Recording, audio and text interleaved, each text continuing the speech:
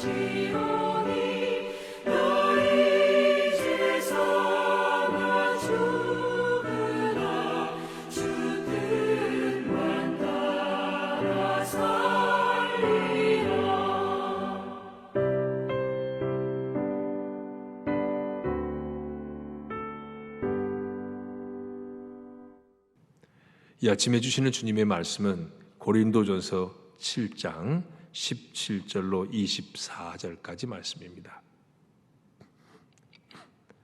오직 주께서 각 사람에게 나눠주신 대로 하나님이 각 사람을 부르신 그대로 행하라. 내가 모든 교회에서 이와 같이 명하노라. 할례자로서 부르심을 받은 자가 있느냐? 무할례자가 되지 말며, 무할례자로 부르심을 받은 자가 있느냐? 할례를 받지 말라. 할례 받는 것도 아무것도 아니요 할례 받지 아니하는 것도 아무것도 아니로되 오직 하나님의 계명을 지킬 따름이니라. 각 사람은 부르심을 받은 그 부르심 그대로 지내라. 네가 종으로 있을 때에 부르심을 받았느냐? 염려하지 말라. 그러나 네가 자유롭게 될 수 있거든 그것을 이용하라. 주 안에서 부르심을 받은 자는 종이라도 주께 속한 자유인이요 또 그와 같이 자유인으로 있을 때에 부르심을 받은 자는 그리스도의 종이니라. 너희는 값으로 사신 것이니 사람들의 종이 되지 말라. 형제들아, 너희는 각각 부르심을 받은 그대로 하나님과 함께 거하라. 아멘. 네, 우리 그리스도인은 하나님의 부르심을 받은 자입니다. 하나님이 전혀 하나님을 모르는 아브라함을 갈대아 우르에서 불러내시고 그에게 비전을 주셔서 이스라엘 민족의 조상이 되게 하셨습니다. 하나님을 알지 못한 우리를 어떤 경로를 통해서든지 하나님 우리를 부르셨어요. 그런데 그 부름받은 부르심의 자리는 전부 달라요. 어떤 사람은 가난 때문에 부름받았고, 어떤 사람은 육체의 질병 때문에 부름받았고, 어떤 사람은 인생의 처절한 고난 때문에 부름받고요. 물론 어떤 사람은 성공하고 출세하고 잘 되는 가운데 하나님 부름받은 사람도 있습니다. 그러니까 부름받은 자리가 똑같을 수가 없습니다. 주님이 원하시는 건 부르셨는데 부르신 받은 그 자리, 하나님 우리를 부르셔서 세워놓은 그 자리에서 주님의 부르심에 합당하게 살기를 원하십니다. 지금요 어제 말씀에서 사도 바울이 결혼하지 않았으면 결혼하지 않고 그대로 있는 게 좋아 뭐 이런 식으로 얘기했잖아요. 오늘 본문의 맥락이 이제 그런 종이면 그냥 종 그대로 있어도 괜찮아. 부르신 자리 그곳에 그냥 그대로 그곳에서 주님 잘 섬기면 돼. 이런 맥락에서 얘기를 하고 있습니다. 우리가 예수 믿으면 어떤 기대도 있잖아요. 예수 믿어서 구원받아 이 땅에서도 평안 누리고 하나님의 축복을 누릴 뿐 아니라 장차 천국에 간다. 이 믿음 갖고 살아요. 그런데 예수 믿으면 1차적으로 사람들이 복을 받는다. 그 복은 세상적 개념의 복으로 생각하는 경향이 많지 않습니까? 물론 전혀 아닌 것은 또 아니겠죠. 하나님이 이 땅에서도 잘 되기를 바라시죠. 그런데 예수 믿는 순간에 하루아침에 개과천선하고, 속된 말로 개과천선하고 신분이 상승하고, 자 별것도 없는 사람이 그냥 하루아침에 확 그냥 시험이나 시험은 다 합격하고 그래서 그냥 막 출세하고 그냥 고속 승진을 하고 막 이런 일이 벌어질 걸 기대하는 그런 사람들도 없지 않아 있을 겁니다. 근데 신앙은 꼭 그런 건 아니거든요. 예수 믿고 정말 신분의 변화가 왔다면, 예수 믿고 하나님의 자녀가 됐다면 제일 중요한 건 주님 모시고 살고 모든 상황 가운데 예수님이 제일 우선순위예요. 좀 더 잘 돼야지, 좀 더 성공하고 좀 높은 자리에 올라가야지, 이렇게 욕심 가지고 사는 것이 아니고 부르심 받은 곳에서 주님을 기쁘시고 영원롭게 하며 살자. 로렌스 형제의 표현대로면 내가 그냥 청소하는 사람이에요. 부엌에서 요리하는 사람이에요. 특별히 배운 것도 없고 사회적 지위도 없어요. 그런데 마당 쓸고 있어도 우리 주님이 오실 집을 깨끗이 청소하는 마음으로, 프라이팬에다가 계란 프라이를 하나 해도 예수님을 대접하는 마음으로 부르신 곳에서 부르심에 합당한 삶을 사는 게 바로 이런 겁니다. 그는 하나님 나를 높여주시고 부자가 되게 하시고 사회적인 저명인사가 되게 해주시고 이런 기도하지 않았거든요. 오늘 본문의 맥락에서 그런 말씀을 읽을 수 있어요. 17절에 여러 번 반복되는 말씀이 오늘 본문에 오직 주께서 각 사람에게 나눠주신 대로 하나님이 각 사람을 부르신 그대로 행하라. 내가 모든 교회에서 이와 같이 명하노라. 세상 것 그것으로 채우고 배부르고 만족하려고 혈안되지 말고 부르신 곳에서 그대로 행하라 그랬어요. 현재 부름받은 그 자리, 그것이 하나님이 내게 세워준 구역이야. 그래서 그 자리에서 하나님의 은혜를 알고 감사히 여기고 그리고 최선을 다해 사는 거, 이게 정말 예수님 잘 믿는 겁니다. 정말 예수님 잘 믿으면 부르신 곳에서 부르신 대로 행하는 거는요 주어진 삶의 현실에서도 감사하는 겁니다. 여러분, 뭐 환경이 좋아야 감사합니까? 그거는 예수 안 믿는 사람들이 하는 거죠. 예수 안 믿는 사람도 할 수 있는 거고, 환경이 어려워도 주님이 함께 계심으로 인하는 감사, 이게 진짜 감사죠. 이런 믿음이 있는 사람은요, 열등감 갖지도 않고 또 우월감 혹은 교만해하지도 않습니다. 삶을 비관하지 않아요. 이런 자리에서도 나를 부르신 주님 감사합니다. 나를 구원하신 주님 찬양합니다. 이 고백이 있고요. 혹은 좋은 위치, 사회적으로 영향력이 있는 위치에 올라 있다고 해서 교만하고 우쭐대서 나는 잘나서 이래, 그러지 않잖아요. 부르신 곳, 주어진 그 자리, 하나님이 내게 주신 자리야. 이 마음을 가지면 어떤 환경, 어떤 자리에서도 감사 잊지 않을 수 있습니다.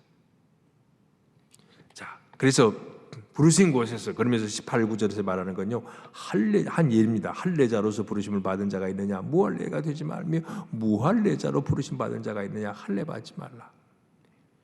유대인들은요, 하나님의 자녀가 된 언약의 한 표징으로서 할례를 행하지 않았습니까? 남자들 경우에 할례. 그냥 할례 받았으면 그냥 할례 받은 거 그것으로 족하는 것이지, 할례 받았는데 하나님이 예수 그리스도를 다시 믿었다고 해서 할례 안 받는 옛날로 돌이킬 필요 없고, 반대로 무할례자는 이방인들이에요. 이방인들이 부름 받았는데 아브라함의 후손처럼 나도 할례 받아야 돼, 그거 법이 의무가 아니란 얘기입니다. 그건 예수님이 오시기 전에 언약 백성으로의 하나의 표징으로 할례를 했는데요, 이제 예수 믿고 나서는 예수님이 그 모든 걸 다 완성하셨거든요. 말하자면 예수님 오시기 전에 구약은 뭐라고 그래요? 예수님이 오시기 전에 그림자 역할을 했다면 신약의 예수님은 실제로 오신 겁니다. 실제를 만났기 때문에 더 이상 할례 같은 언약의 표징은 필요가 없습니다. 예수 믿는 순간에 모든 게 다 해결이 돼버린 거예요. 그런데 유대인들은 이방인들이 예수 믿으면 할례 안 받으면 너희들 하나님의 백성 아니야, 이렇게 생각을 했어요.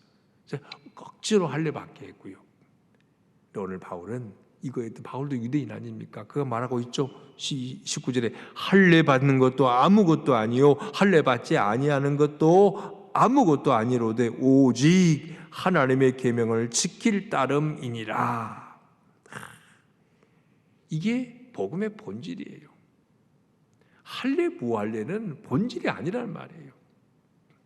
그런데 인간이 연약해서요, 본질 갖고 싸우는 적이 없습니다. 본질은 뭐예요? 예수 믿고 구원받고 영생 얻고 그 복음 전하는 게 교회 본질이에요. 이것 때문에 싸우는 교회 봤습니까? 없어요. 전부 비본질 가지고 싸워요. 강대상을 뭘로 바꾸니, 위치를 어디다 두니, 이런 거 가지고 교회가 둘로 가눠지고 실제로 교회가 완전히 빠개져서 나눠지는 이런 교회들도 있어요. 인간이 모인 세상, 참 예수 믿었으면 저게 뭘 믿는가? 예수 믿는 게 아니죠. 진짜 예수를 주로 믿으면 그런 비본질, 지엽적인 문제 때문에 교회까지 나눠질 일입니까? 그것이. 그걸 바울도 말해요. 그게 본질이 아니라 그랬어요. 중요한 건 하나님의 계명을 지키는 것, 그게 중요하다고 그랬어요. 그래서 20절에도 각 사람은 부르심을 받은 그 부르심대로 그대로 지내라. 할례 없으면 할례 없는 대로, 할례 받은 자는 할례 받은 대로. 중요한 것은 주님의 계명 지키는 거예요. 영적인 풍성함. 그래서 날마다 주님 안에서 영적으로 새로워지고 내면이 풍성해지면 그러면 되는 거야. 여러분 신앙생활하면서 이런 의식, 외적인 거 물론 필요해요. 근데 그게 본질은 아닙니다. 형식은 내용을 담는 그릇입니다. 필요해요. 하지만 그게 본질은 아니거든요. 왜? 신앙생활하면서 비본질 때문에 본질을 놓쳐버리는 안타까운 일들을 많이 보게 됩니다. 그게 아니다. 자, 그 다음에 20절 말씀, 21절을 보면 이제 사회 문제를 다루고 있는데, 네가 종으로 있을 때 부르심을 받았느냐? 염려하지 말라. 그러나 네가 자유롭게 될 수 있거든. 그걸 이용하라. 종으로 있을 때 예수를 믿었어요. 그러면 그냥 그것도 그대로 지내도 괜찮아요. 종으로서 예수 믿었는데 나는 예수 믿기 때문에 종의 신분을 벗어나야 돼. 하나님, 이 종의 신분을 벗게 해주십시오. 이것만이 기도 제목이 아니라고요. 그거 우선이 아니에요. 종의 위치에서 그리스도인으로 살아가기.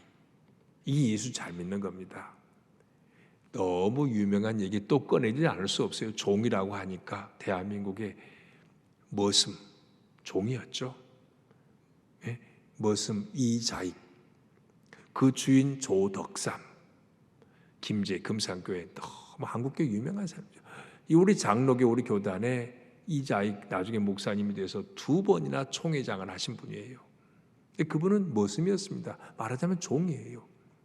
그가 먼저 예수 믿었고, 그리고 그 주인 조덕삼을 전도했어요. 장로 투표에서 그 집 머슴이 먼저 장로가 됐잖아요. 참 아름다운 얘기입니다. 그가 예수 믿고 장로가 되고 해서 아직 머슴을 벗어난 거 아니거든요. 나 해방시켜 주시오 하지도 않았어요. 근데 그 주인이 너무 훌륭하죠. 머슴이 장로가 먼저 됐는데 장로님으로 잘 섬겼고, 그 장로님을 보니까 그냥 장로가 아니에요. 그래서 평양신학교에 보내서 목사가 되고, 목사된 그를 본교회 담임 목사로 모셔오지 않습니까? 예수 믿어 종 됐으니까 난 이제 다 필요 없어, 그런 게 아니고 종의 위치에서 또 부르심 받은 그대로 행했다는 거 참 아주 멋진 예입니다. 그런데 예수 믿으면 몸은 내가 남의 집의 머슴이어도 마음은 자유인이요. 22절이 그걸 말하는 겁니다. 주 안에서 부르심을 받은 자는 종이라도 주께 속한 자유인. 남들이 볼 땐 종이야, 노예고, 나머지 머슴이야. 근데 마음은요, 주님이 내 안에 계시니까 진정한 자유인이에요. 그리고 종이 아닌데 자유인으로 부름받았으면 그와 같이 자유인으로 있을 때에 부르심을 받은 자도 그도 그리스도의 종이에요. 우리 모두는 공통적으로 주님의 종입니다. 물론 이 말씀을 보면서 바울은 노예 제도를 허락했습니까? 그건 아니에요. 바울이 노예 제도를 허락했다는 게 아니고, 그 당시 로마의 지배를 받고 있는 당시에 노예 제도를 인정하고 쓴 글입니다. 예수만 믿으면 폭동을 일으켜서라도 노예 제도 철폐해야 돼, 이런 주장이 아니고, 주어진 자리에서 노예면 노예대로 있는 그곳에서 그리스도인으로 살아가기를 힘쓰라. 그럴 때 하나님이 진정한 자유도 주시는 거예요. 예. 따지고 보면, 이런 전체적인 맥락에 보면 노예제도 허락이 아니라 이것이 사실 근본적으로 노예 반대 운동이나 다름없어요. 예수 안에서 난 자유로워. 그래서 나는 얽매이지 않아요. 노예인데도 얽매이지 않고 자유롭게 주님이 내 안에 계시니까 막 그냥 주인보다 더 즐겁고 행복해요. 이게 진정한 자유인이죠. 예수 믿고 살면 주님의 종일 뿐입니다. 예, 그가 주인이든 그가 종이든 예수께 다 속한 사람이에요. 그리스도의 우리는 종입니다. 더 이상 사람의 종이 아니고 그리스도의 종.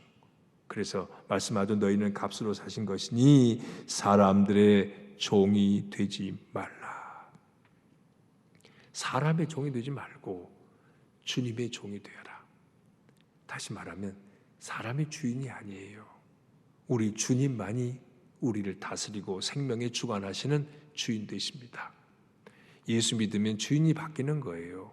예, 우리가 가정의 부모에게 속하고, 심지어 지금이야 머슴이라는 거 없죠. 하지만 하여튼 또 고용주 고용인은 있잖아요. 이제 하반기 때 골로새서 강해를 할 텐데 거기도 그 나와요. 종이 상전에게 어떻게 대하는가. 어느 위치에 있더라도 근본적으로 우리 인생의 주인은 주님이시라고요. 사회관계 속에서 어른으로 모셔야 되고 또 사장님으로 모셔야 되고 이런 관계는 있지만 그분들도 우리의 주인은 아니에요. 근본적인 주인은 우리 주님이시다. 각자 주어진 자리에서 이것을 하나님이 주셨다. 주님이 내게 주신 자리야. 이런 마음으로 감사함으로 그 자리를 지키는 것, 진정한 그리스도인입니다.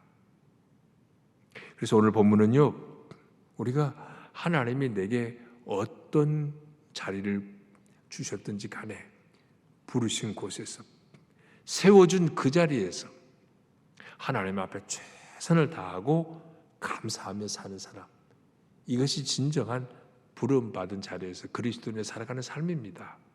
그러니까 예수 믿었으니까 꼭 잘 먹고 잘 살고 승리하고 남보다 잘 돼야 돼, 그렇게 하지 않으면 내가 잘못 믿어서 그런가? 천만에요. 예수 잘 믿으면 무조건 남보다 잘 되고 부자 되고 형통해진다, 그렇게 성경은 말하고 있지 않습니다. 도리어 남들이 볼 때는 행복한 자리도 아니고 그다리 좋은 자리도 아닌데 늘 싱글벙글해요. 늘 행복해요. 마음도 평안해요. 여러분, 그렇게 사는 게 진짜 행복 아니에요? 그리스도인으로 사는 건 바로 그런 거라고요. 찬양 가사에 그런 거 있잖아요. 부르신 곳에서 난 예배하네. 어떤 상황 속에서도 난 예배하네. 이런 가사 있잖아요. 오늘 본문에 딱 맞는 말씀이에요. 우리 하나님 부르신 곳에서. 오늘 마지막 또 그랬어요. 24절도 형제들아 너희는 각각 부르심을 받은 그대로 하나님과 함께 거하라. 부르신 자리에서.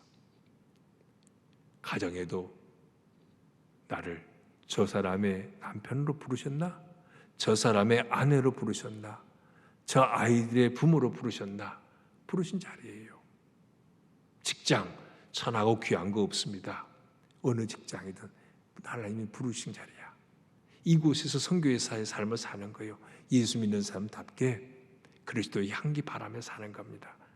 그것이 바로 직장 선교사고, 그것이 주님의 부르심의 자리고, 그것이 세상 속에서 부르신 곳에서 그리스도인으로 살아가는 모습입니다. 말씀 마치는데요, 각자 삶에 먼저 주님이 주신 것에 대해서 감사하기 바랍니다. 주님, 이런 삶의 자리 제게 주셔서 감사합니다. 그리고 감사한다면 주어진 그 자리에서 주님 잘 섬기는 자가 되기를 기도하십시오. 나는 왜 이런 자리야? 저 사람은 저런 자리인데. 아이를 태어나서 보면 저 집은 부잣집에 태어나고 너무 가난한 집에 태어났어요. 상대적으로 보면 너무 불평거리지만 그게 아니고 주님 안에서 보면 그것도 감사 제목이에요. 불평 대신에 감사, 원망 대신에 찬양하는 자. 그래서 부르신 곳에서 하나님께 감사하며 부르신 그 자리에서 그리스도인으로 살아감으로 하나님께 영광되고 또 내 자신에게도 기쁨과 행복 넘치는 그런 그리스도인으로 승리하는 삶을 살아가는 저와 여러분 되기를 축복합니다.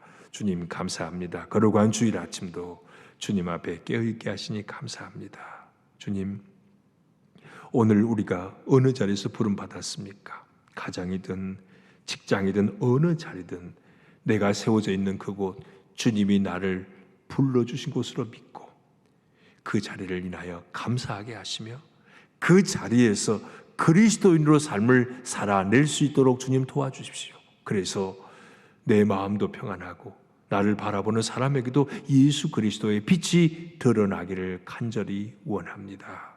오 주님, 이 주일 아침에도 깨어 기도하며 말씀 앞에 서 있는 주의 백성들 거룩한 주일을 복되고 아름답게 주님 앞에 지킬 수 있게 하여 주옵소서.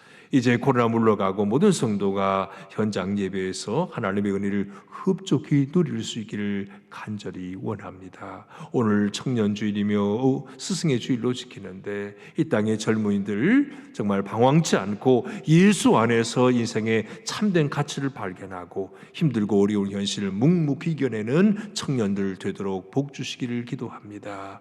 이 땅에 수고하시는 모든 선생님들을 주님이 품으시고 위로하시고 격려하시고 또 우리가 선생님에 대한 감사의 마음을 잃지 않게 하여 주시옵소서. 거룩하고 복된 한 날 주 안에서 아름다운 승리의 날이요 주일 성수하는 날이 되게 하여 주시옵소서. 예수 그리스도의 이름으로 기도합니다. 아멘. 하늘에 계신 우리 아버지, 아버지의 이름을 거룩하게 하시며 아버지의 나라가 오게 하시며 아버지의 뜻이 하늘에서와 같이 땅에서도 이루어지게 하소서. 오늘 우리에게 일용할 양식을 주시고 우리가 우리에게 잘못한 사람을 용서하여 준 것 같이 우리 죄를 용서하여 주시고 우리를 시험에 빠지지 않게 하시고 악에서 구하소서. 나라와 권능과 영광이 영원히 아버지의 것입니다. 아멘.